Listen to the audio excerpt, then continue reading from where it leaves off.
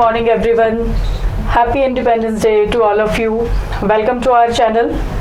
So we have completed part 1 of chapter 1 of class 11 business studies और आज हम start करेंगे उन्हीं टॉपिक से related case studies because examination में हमें डायरेक्ट क्वेश्चंस थोड़े कम देखने को मिलते हैं, ज़्यादा सेक्शन कवर कर लेंगी आपकी केस स्टडीज़। तो पार्ट 1 में जितने भी टॉपिक्स हमने पढ़े उन्हीं से रिलेटेड आज हम सॉल्व करेंगे केस स्टडीज़ सेकंड्स में, करेक्ट। इस वीडियो को देखने से पहले आपने अगर पहले के वीडियोस नहीं देखे तो प्लीज़ जल्दी से जाएं और उन सब वीडियोस को देखें अपने कॉन्सेप्ट की क्लैरिटी के लिए, बिकॉज जो बेसिक नॉलेज है केस स्टडीज़ को सॉल्व करने से पहले आपको उतना बेसिक जो नॉलेज है टॉपिक से रिलेटेड वो चाहिए, अदरवाइज आपको थोड़ा प्रॉब्लम आएगा सॉल्व करने में। तो जल्दी से क्विकली आप सब टॉपिक्स को रिवाइज करिए और फिर इस वीडियो को देखिए, आपको बहुत इजी लगेगी ये case studies. So let us start today's class और बहुत इजी वे में हम स्टार्ट करेंगे आज की केस स्टडीज़। इसमें होगा क्या, आपको एक प्रैक्टिकल सिचुएशन दी जाएगी जो कि रिलेट करेगी आपके ही पढ़े हुए टॉपिक से जो आपने अपने सिलेबस में कवर किए। बस आपको एक कनेक्शन जल्दी से माइंड में सेटअप करना है कि ये जो स्टोरी मैं रीड कर रहा हूँ या कर रही हूँ ये मेरे किस टॉपिक से पर्टिकुलर रिलेट करेगी। उस टॉपिक को सोचते ही उस टॉपिक से रिलेटेड जितने भी कॉन्सेप्ट्स आपने पढ़े, कोई भी एडवांटेजेस, कुछ भी उसका क्लासिफिकेशन है, क्या क्या बेनिफिट आप उससे ले सकते हैं, वो सब चीज़ें जल्दी से माइंड में रिकॉल करेंगे और आपको मिल जाएगा आपका आंसर्स। तो फर्स्ट क्वेश्चन देखिए, ये है सिंपल सी केस स्टडीज, एक सिंपल प्रैक्टिकल सिचुएशन। पहले इसे रीड करते हैं, फिर थोड़ा कनेक्शन इस्टेब्लिश करते हैं कि हमने क्या टॉपिक रीड किया था प्रीवियस लेक्चर्स में जो कि इस पर्टिकुलर स्टोरी से रिलेट करेगा। Shaurya is running takeaway fast food joint in Kanpur under the name स्वाद।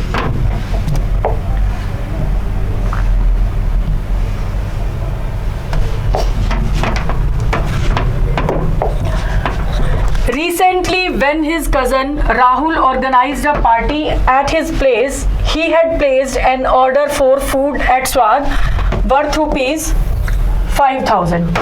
He had placed an order.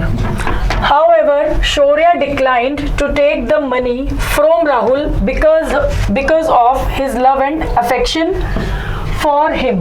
तो जल्दी से माइंड में रिकॉल करो, मैंने आपको बताया था नॉन इकोनॉमिक एक्टिविटीज में those activities which are performed out of love affection care are termed as non economic activity. तो कहीं ना कहीं ये वर्ड उससे रिलेट कर रहे हैं, राइट। पढ़ते हैं आगे, क्वेश्चन क्या मांग रहा है आपसे अब। In context of the above case will this activity related to the supply of food from Shaurya restaurant to Rahul be classified as a business activity?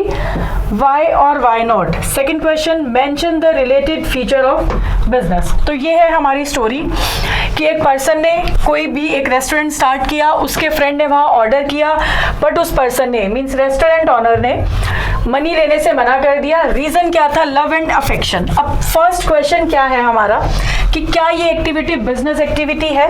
तो जल्दी से आप रिकॉल करिए माइंड में बिजनेस के फीचर्स। हमने पढ़े थे एक्टिविटीज़ के दो part, economic, non economic. Economic activity का पार्ट था आपका business, profession and employment, but this activity has been performed out of love and affection, therefore it is known as non economic activity because return में हमें कुछ नहीं मिला।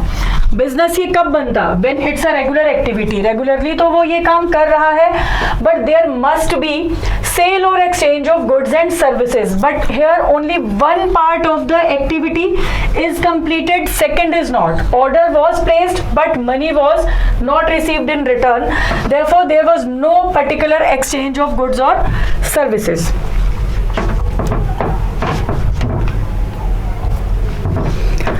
So here we have our answer. No, this activity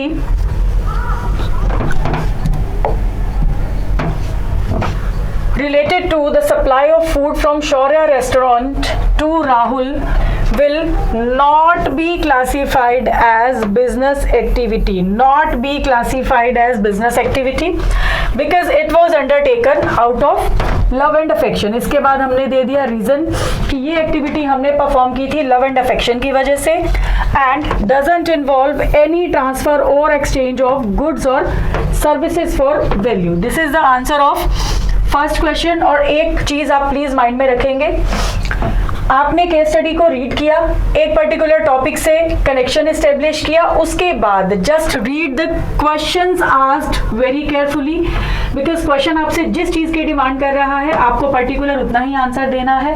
there is no need to write any kind of extra material which is not going to give you credit in terms of marks. तो सिर्फ इतना सा question था कि क्या ये business activity है? No.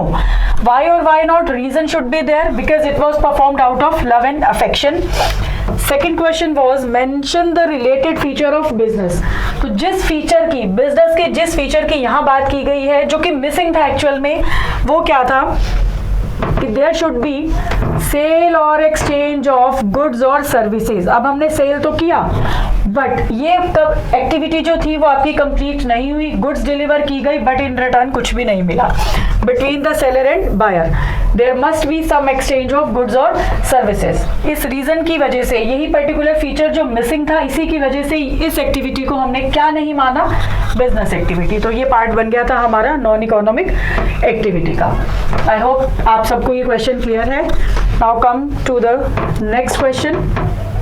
बस इसी वे में बिल्कुल सिंपल, केस स्टडीज का बहुत शोर रहता है but in actual situation these type of questions are very easy, but आपका कॉन्सेप्ट होना चाहिए स्ट्रॉन्ग। कोई भी केस स्टडी सॉल्व करने से पहले प्लीज उस चैप्टर को थॉरली रीड करके बैठना, अदरवाइज फिर क्वेश्चंस आपको लगेंगे कंफ्यूजिंग। नेक्स्ट क्वेश्चन देखते हैं। India is the largest milk producer of the world. Moreover, increasing demand of milk and milk product has made dairy farming a profitable business. I am highlighting the main keywords which are going to help you. Considering these facts, Raghu and industrialist has decided to set up a dairy farming business and a cheese producing unit in Haryana. He plans to deal in an extensive range of fresh mozzarella, processed cheese, pizza cheese. Oh my god, there are lots of cheese. Please आप लोग अपने concept पे focus करना, इस चीज पर नहीं, क्योंकि चीज का नाम सुनते ही आई होप सबका मन कर रहा होगा पिज्जा खाने को। तो पिज्जा का जो है टेस्ट, उसको थोड़ा सा साइड में रख के kindly focus on your concepts. Flavored cheese with black pepper, garlic, cumin, herbs and spices and the grated cheese. Oh my god, for pizza in various combinations. तो अब जो मेन पार्ट था इस क्वेश्चन का वो चीज या पिज्जा से रिलेटेड आइटम्स नहीं है। मेन चीज क्या थी कि डेयरी फार्मिंग का बिजनेस है and they were having cheese producing unit. बाकी कुछ एग्जांपल्स दे दिए गए। In context of the above case, identify the different kind of industries Raghu wants to set up. Right, this is our first question. State and explain the categories of types of industries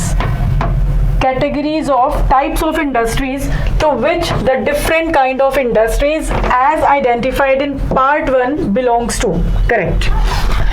We are having main two keywords here which are going to help you in your solution. First was they were having dairy farming, a profitable business.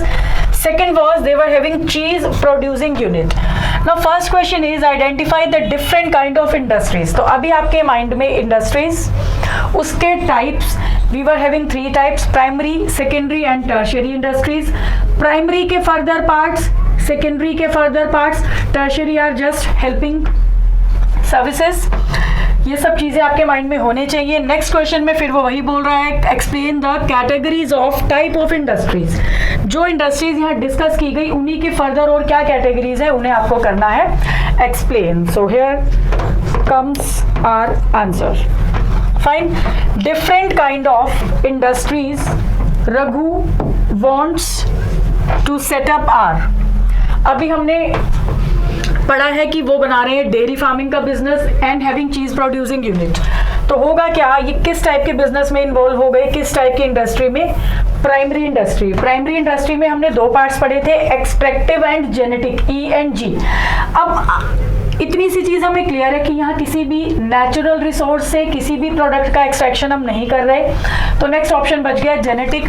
Genetic में हमने क्या पढ़ा था, raising and breeding of plants and animals, उन्हीं से related products थे।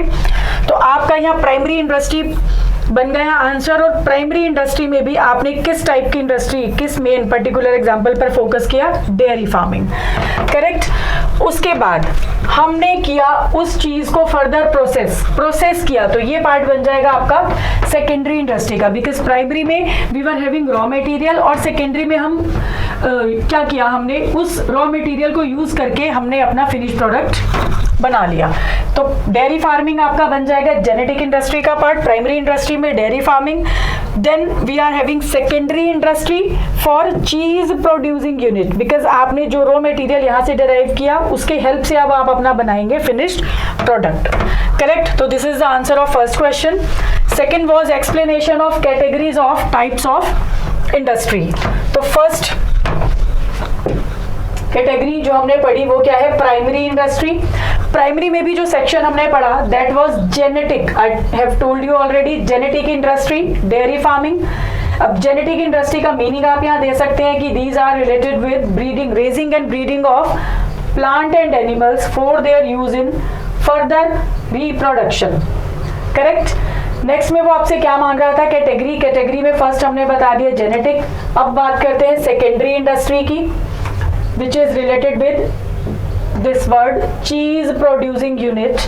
तो manufacturing industry में हम डील कर रहे हैं इसमें। सेकेंडरी के जो क्लासिफिकेशन थे प्लीज जल्दी से उसे माइंड में रिकॉल कर लेते हैं। सेकेंडरी के दो पार्ट से, I told you CM, C was constructive, M for manufacturing.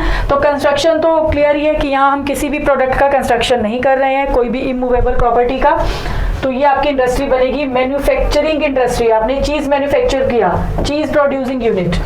Manufacturing के आगे फर्दर पार्ट्स आप बता सकते हैं, क्योंकि बोला है different kind of industries as identified in para 1। तो ये थोड़ा आपको आई थिंक देखने में प्रॉब्लम आ रहा है, बट हम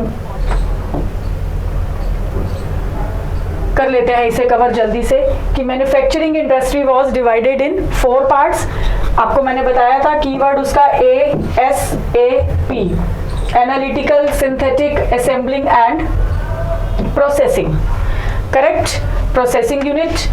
तो आप क्या करेंगे, इन चारों पार्ट्स के नेम मेंशन करके 1 लाइन में इसका दे देंगे explanation and your answer is completely perfect, correct. तो फर्स्ट आंसर में हमने बता दिया क्या क्या इंडस्ट्री में वो डील कर रहे हैं। नेक्स्ट में आपको बताना था फर्दर उसका क्लासिफिकेशन। तो do mention the name of the industry as well as their explanation in 1 or 2 lines, right.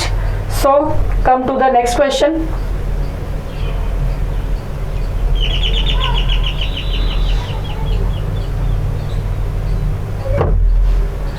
So our next question is, Harshit runs a well-known departmental store in Delhi.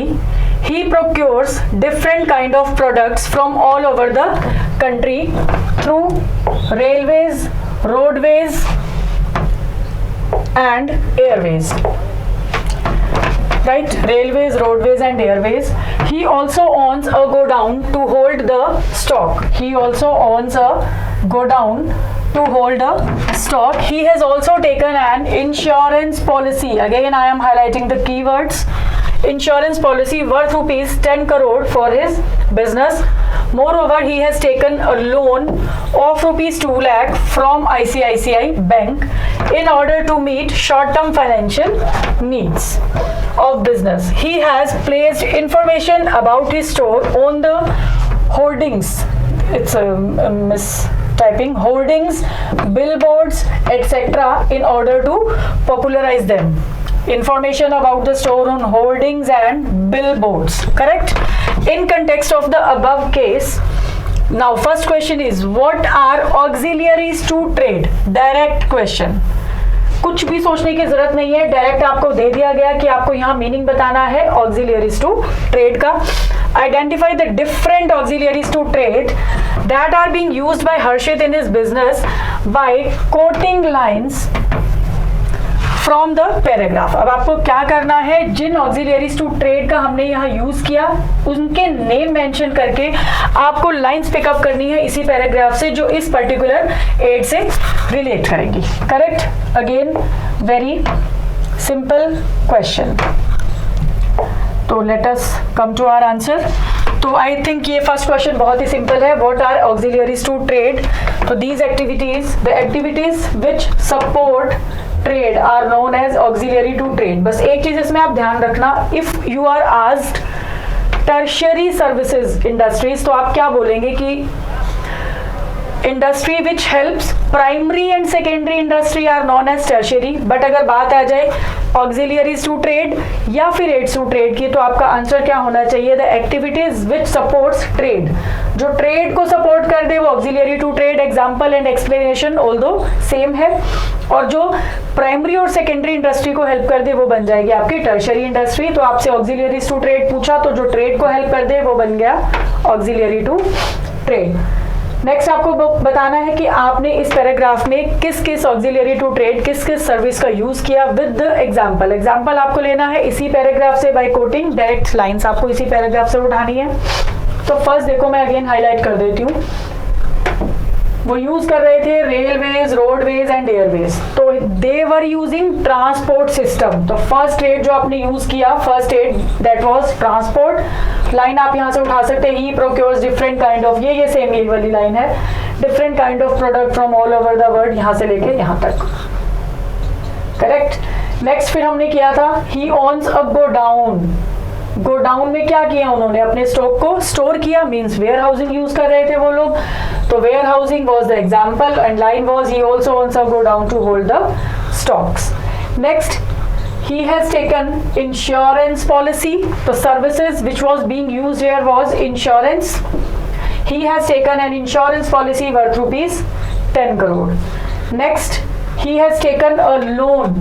तो banking facility use किया उसने, banking and finance कि he has taken a loan of rupees 2 lakh from ICICI bank. Next उसने कुछ advertisement भी किया with the help of some hoardings and billboards. तो advertising services was being used and line was he has placed information about his store on the hoardings and billboards in order to popularize them. That's it. Right? तो ये भी question हो गया हमारा complete. तो हमने आज की है 3 केस स्टडीज। आप प्लीज इन केस स्टडीज को, इस ये वाली केस स्टडीज या किसी भी टाइप के क्वेश्चन को सॉल्व करने से पहले अपना कॉन्सेप्ट स्ट्रॉन्ग करके बैठे। कॉन्सेप्ट अगर आपका स्ट्रॉन्ग होगा तो आपको डायरेक्ट आंसर्स मिल जाएंगे, कुछ भी एक्स्ट्रा लिखने की जरूरत नहीं है। जितना क्वेश्चन ने बोला सिर्फ उतना ही हमने आंसर लिखा और ये कंप्लीट आंसर्स है। इसी वे में आपको भी अपने क्वेश्चंस अटेम्प्ट करने हैं। करेक्ट?